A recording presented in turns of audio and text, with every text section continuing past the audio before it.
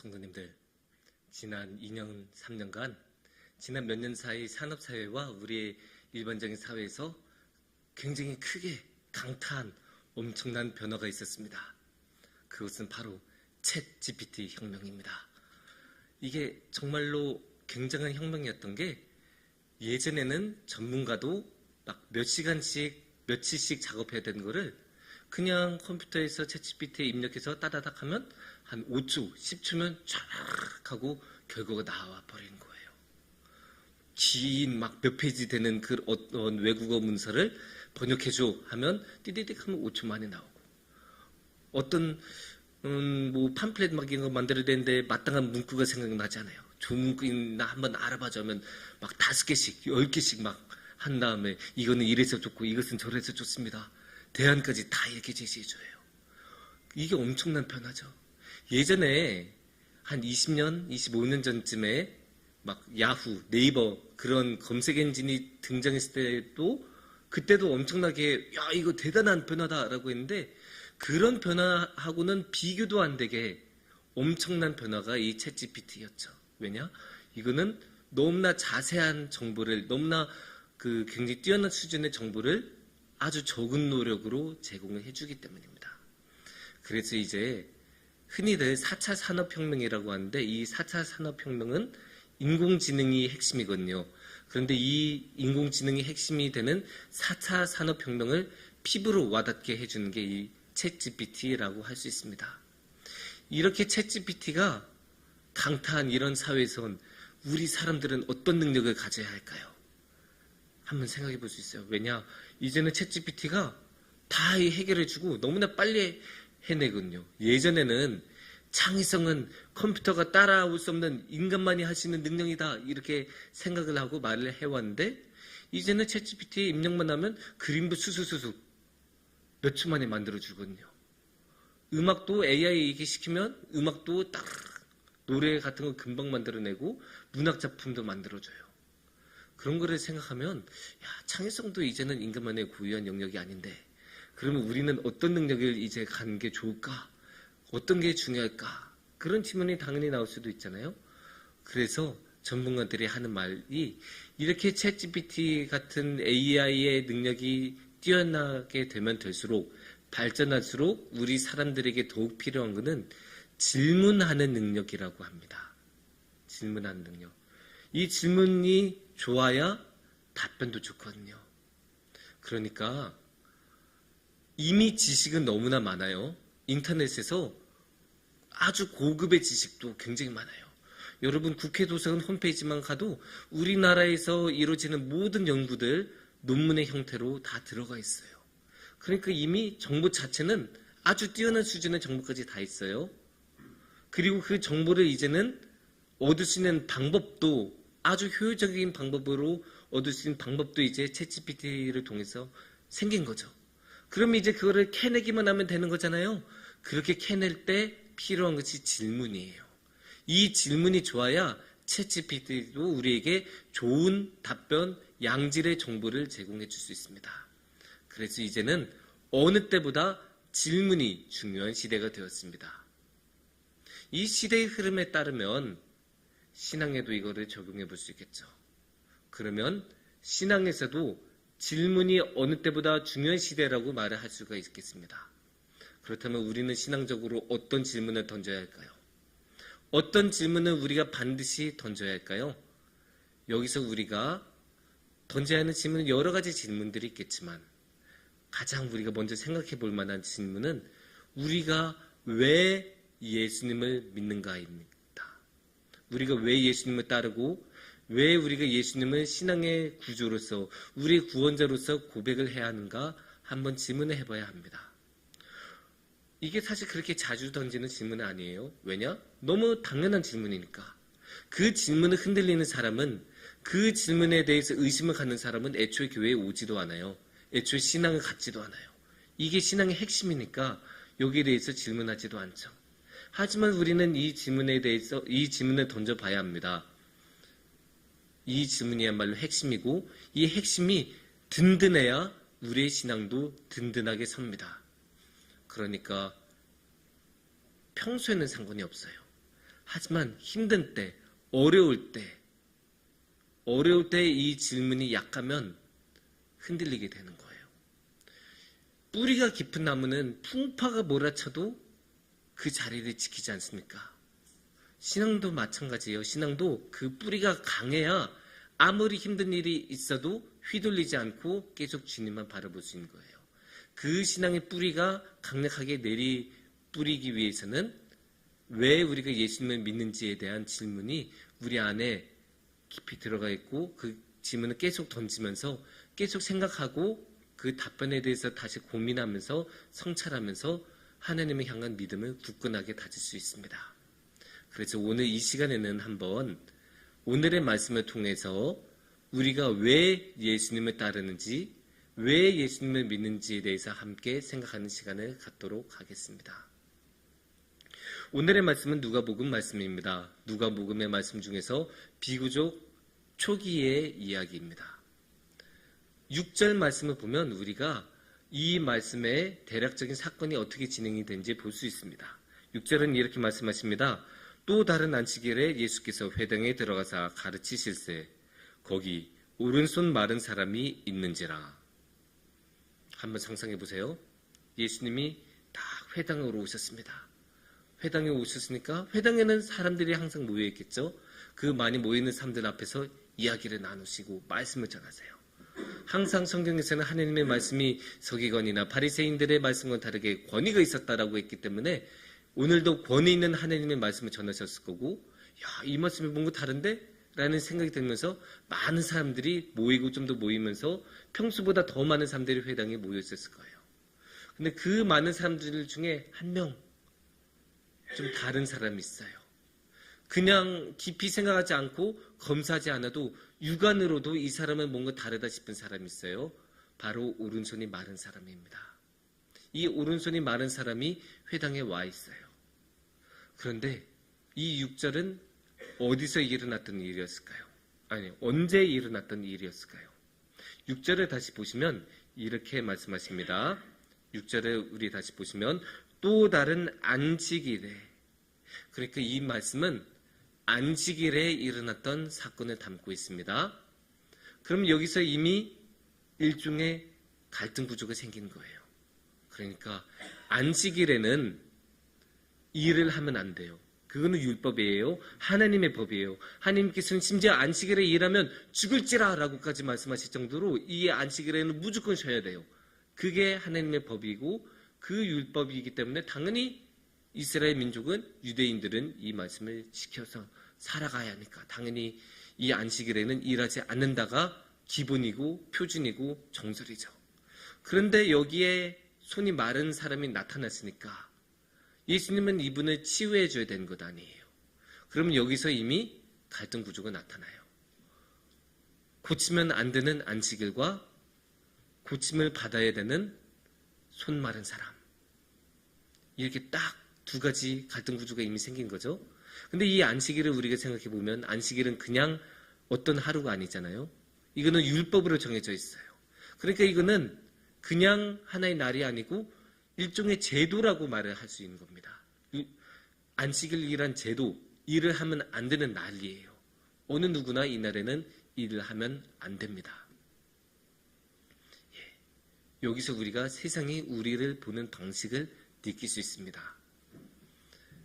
제도는 항상 똑같이 가야죠. 체계적으로 가야 되고 누구한테나 똑같이 적용이 돼야 되잖아요. 누구는 해도 되고 누구는 하면 안 되고, 그러면 이게 제도가 유지가 되지 않겠죠. 그래서 오늘의 제도에서는 이 손 마른 사람의 사정이 딱 해도 제도적으로는 안 되는 거예요. 내일 다시 와야 되는 거예요.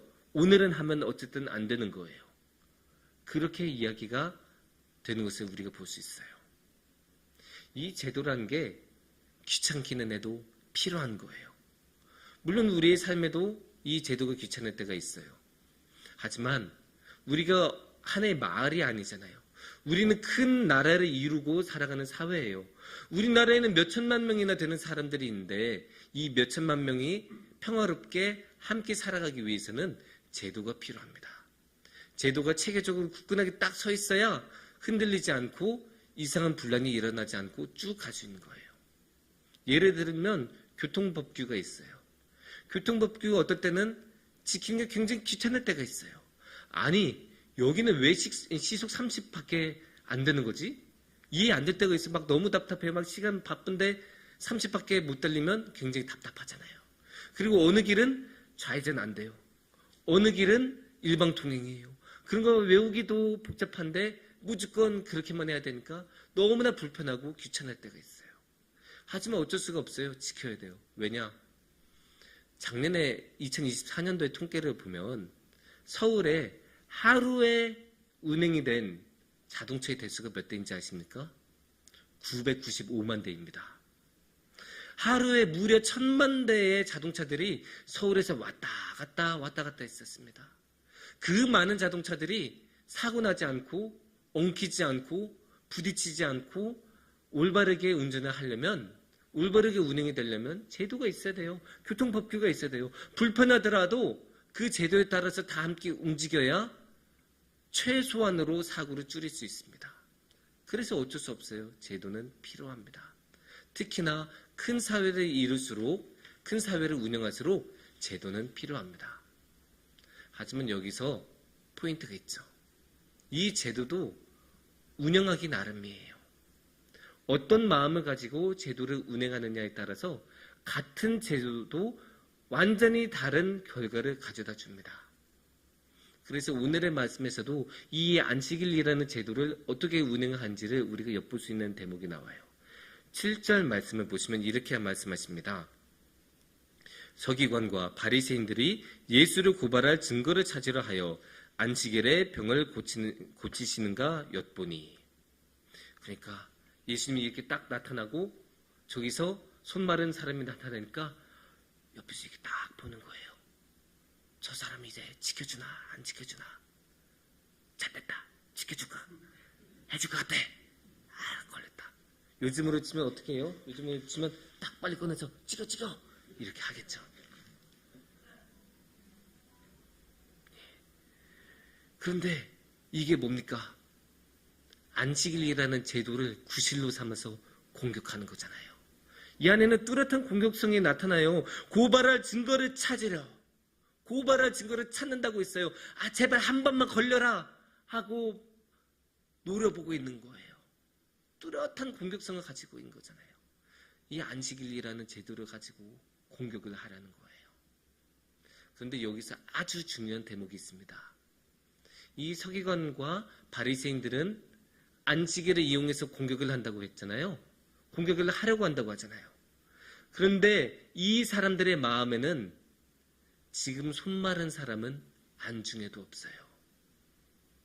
이 손 마른 사람은 지금 간곡하게 치유를 받고 도움을 받아야 되잖아요. 일생에 다시 한번 없을 그런 기회인데 자신을 일평생 동안 괴롭혔던 이 오른손의 질병이 나을 수 있는 한 번의 기회인데 너무나 얼마나 간절하고 간곡하겠어요. 그런데 이 사람의 간절함은 신경도 안 쓰고 예수님이 지금 저거 하나 지금 고발할 수 있냐 없냐 그거 하나만 생각하고 있는 거예요.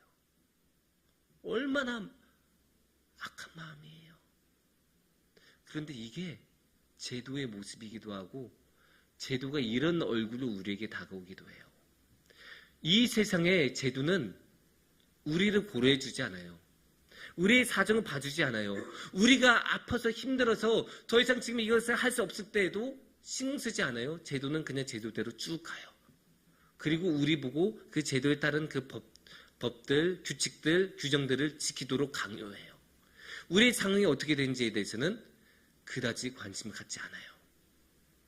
이게 이 세상이 가지고 있는 모습이에요. 이게 이 세상이 가지고 있는 제도의 모습이에요.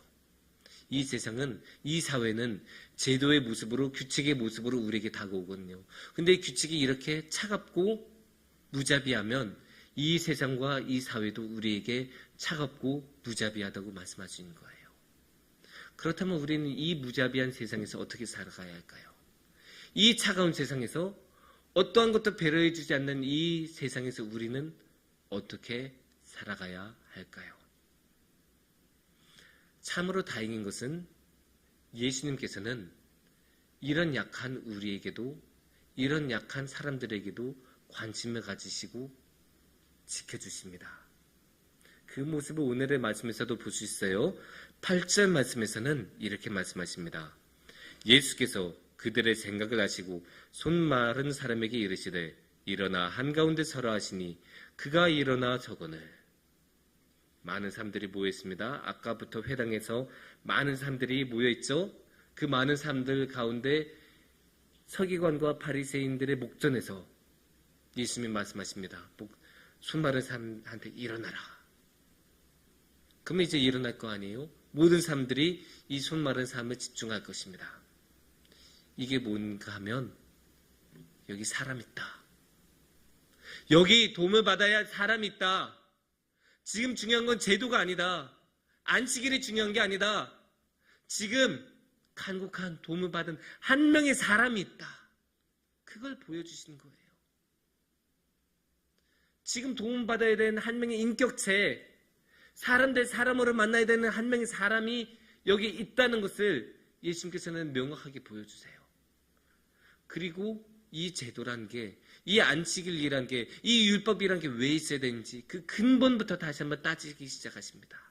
9절 말씀엔 이렇게 말씀하십니다. 예수께서 그들에게 이르시되 내가 너희에게 묻노니 안식일에 선을 행하는 것과 악을 행하는 것, 생명을 구한 것과 죽이는 것 어느 것이 옳으냐 하시며, 안식일에 선을 행하냐 악을 행하냐, 생명을 살리느냐 죽이느냐. 당연히 선을 행하는 것, 생명을 살리는 것을 해야겠죠. 너무나 당연한 것 아니겠어요? 그러니까 이 안식일에서 행해야 하는 것은 생명을 살리는 것과 선을 행해야 하는 거예요. 어떻게 보면 생명을 살리는 것이 곧 선을 행하는 것이고, 생명을 살리는 것을 통해서 선을 행한다라고 말을 하시겠어요? 그러면 지금 뭐예요? 생명을 어느 누구의 생명을 살려야 합니까? 이 손 마른 사람의 생명을 살려야 하지 않겠습니까? 그래서 이 손 마른 사람의 생명을 살림으로써 선을 행해야 한다. 이 말씀하시면서 제도란 것 너네처럼 쓰는 거 아니야. 누구 공격하려고, 누구한테 시비에 걸려고 제도를 쓴 게 아니고, 지금 눈앞에 있는 그 사람을 살리려고, 한 명 한 명을 살리려고 제도를 사용해야 하고, 율법을 사용해야 되고, 안식일을 사용해야 하는 거야. 예수님은 그렇게 가르쳐 주신 거예요. 제도 자체가 중요한 게 아니라 사람이 중요하다. 제도의 목적도 생명을 살리는 것의 목적이고, 하나님의 뜻은 거기에 있다. 이거를 너무나 명확하게 말씀해 주십니다. 그렇게 예수님은 도움이 필요하신 사람을 바라보고 있는 거예요. 바리새인들, 서기관들하고 달라요. 그들은 예수님만 어떻게 무너뜨릴 수 있을까 생각하고 있었는데, 지금 예수님은 눈앞에 있는 이 손 마른 사람을 보고 계시고 도와주시려고 하시고 지켜주시려고 하십니다. 그 사람의 생명을 구하시려고 하고 있는 거고, 그것을 통해서 선을 행하시려고 하십니다. 그래서 10절에서는 이렇게 말씀하십니다. 무리를 둘러보시고 그 사람에게 이르시되 내 손을 내밀라 하시니 그가 그리하매 그 손이 회복된지라. 이렇게 예수님은 손 마른 사람의 손을 고쳐주십니다.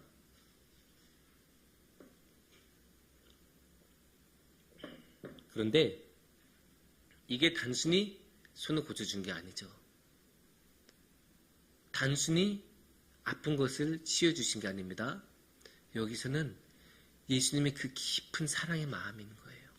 단 한 명의 영혼이라도 구하시려는 그 마음, 단 한 명도 잃어버릴 수 없다는 마음, 그 마음이 담겨 있는 거예요.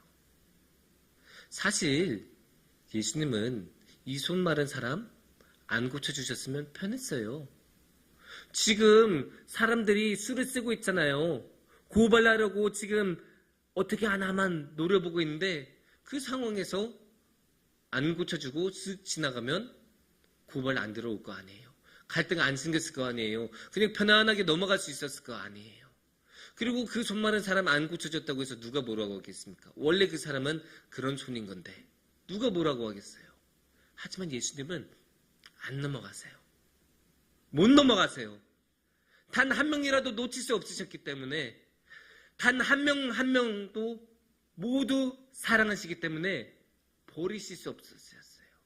자기 좀 편하고자 지금 이 상황에 어려움을 모면하고자 무시하고 가시는 것 예수님은 못하세요. 안 하고 싶으세요. 하실 수가 없으세요. 너무나 사랑이 많고 그 사랑이 들끓어서 지금 이 사람을 고쳐주지 않으시면 안 되세요. 그러니까 이 말씀은, 이 사건은 그저 그런 기적 사건이 아니에요. 사람을 향한 깊은 예수님의 사랑이 나타나는 그런 말씀이에요.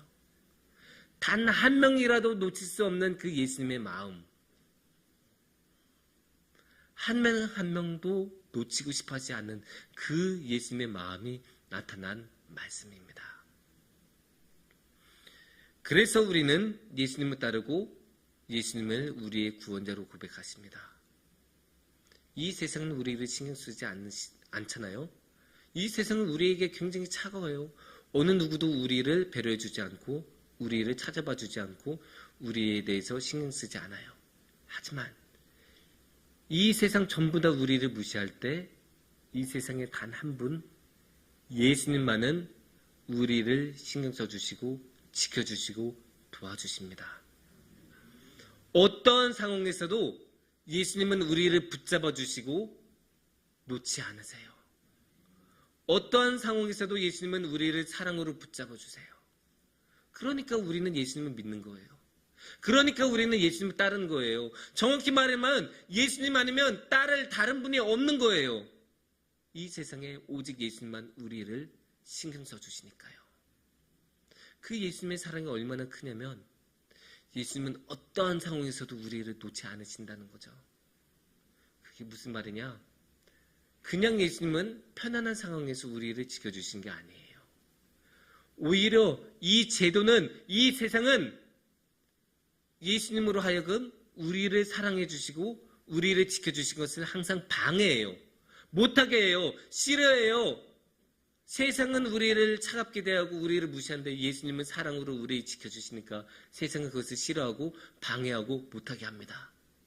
그게 가장 대표적으로 나타나는 모습이 뭡니까? 저 십자가 아닙니까? 여기서 저 반대편에 거대한 세상이 있죠. 그 거대한 로마 제국이 있고 견고한 유대인들의 종교가 있고 거대한 제도가 있어요.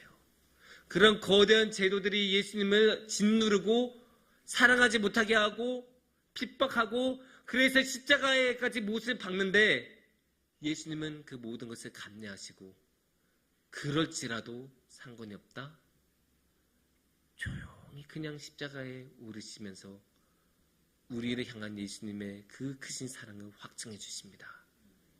사랑으로 우리에게 와주시고 그 사랑이 아니면 다른 길을 찾지 못하시고 오직 사랑으로 우리에게 오십니다.